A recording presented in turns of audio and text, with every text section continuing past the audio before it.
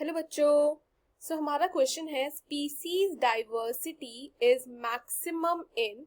अब options tropical rain forest, temperate forest, deserts और hill slope. So let's start with the key concept. और हमारे question का जो की कॉन्सेप्ट है वो है about species diversity. Species diversity. अब स्पीसीज डाइवर्सिटी का सिंपल मीनिंग होता है कि वेराइटी एंड एबंडेंस। किसी भी एक पर्टिकुलर जगह पे आपको कितनी वेराइटीज या उनकी अबंडेंस यानी कि मात्रा देखने को मिलती है ऑफ डिफरेंट स्पीसीज। जैसे ये जब हम कहते हैं ना कि स्पीसीज की डाइवर्सिटी, तो से एक पर्टिकुलर स्पीसीज नहीं, ये बहुत सारी स्पीसीज हो सकती है, लाइक 2 और मोर। तो कितनी स्पीसीज आपको एक पर्टिकुलर जगह पर दिखाई दे रही है या प्रेजेंट है उस पर्टिकुलर रीजन में या उस पर्टिकुलर इकोसिस्टम में। सो उसको हम डिफाइन करते हैं एज स्पीसीज डाइवर्सिटी। अब क्वेश्चन क्या पूछ रहे हैं कि सबसे ज्यादा आपको ये स्पीसीज मतलब जो 2 या उससे ज्यादा स्पीसीज एक सर्टेन एरिया में देखने को कहाँ मिलेगी, जैसे tropical rain forest, temperate forest, deserts और हिल स्लोप।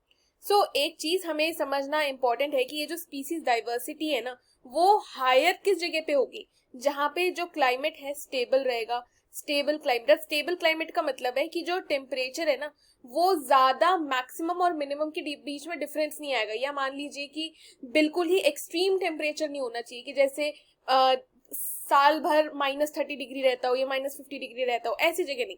एक stable climate, right.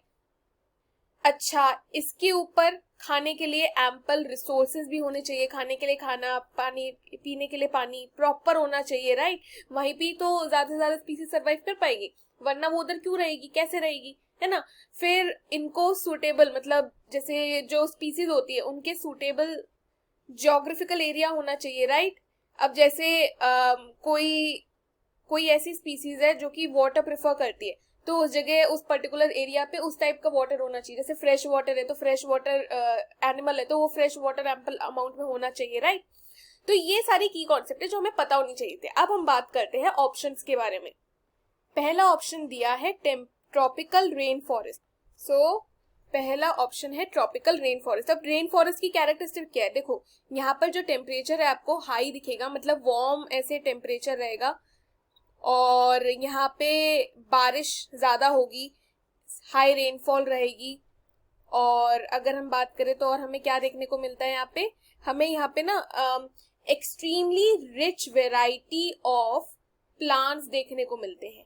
Extremely rich या वेराइटी ऑफ प्लांट कह लो और एनिमल स्पीसीज, दोनों के दोनों, प्लांट प्लस एनिमल, ये दोनों चीजें हमें देखने को मिलती है, राइट।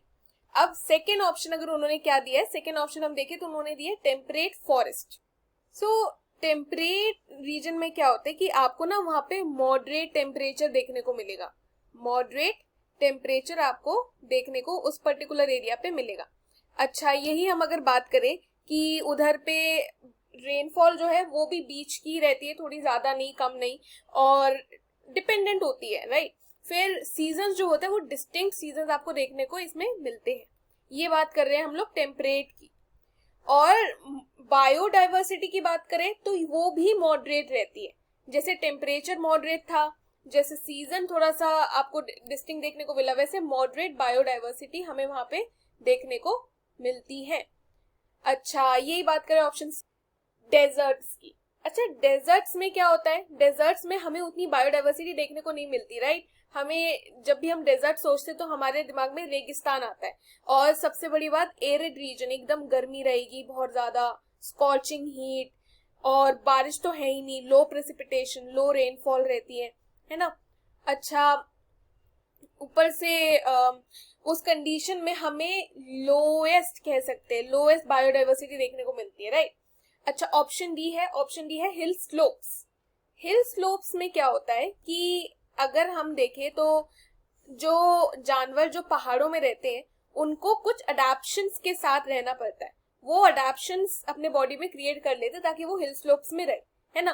तभी वहां पे हमें थोड़ी मॉडरेट काइंड ऑफ बायोडाइवर्सिटी देखने को मिलती है। और ये एक्चुअली डिपेंड करता है कि हिल स्लोप, कौन से हिल स्लोप की बात हो रही है, राइट।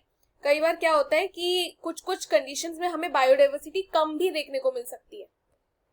और ये हिल स्लोप कहाँ होता है? ये होता है हायर एल्टीट्यूड में। सो हायर एल्टीट्यूड में होने की वजह से ना यहाँ पे आपको बायोडाइवर्सिटी उतनी देखने को नहीं मिलती जितनी हमें ऑप्शन ए यानी कि ट्रॉपिकल रेन फॉरेस्ट में देखने को मिली थी। सो इन्होंने क्वेश्चन क्या पूछा था कि स्पीसीज डाइवर्सिटी मैक्सिमम कहाँ दिखेंगी? सो हमारा करेक्ट आंसर होगा ऑप्शन ए।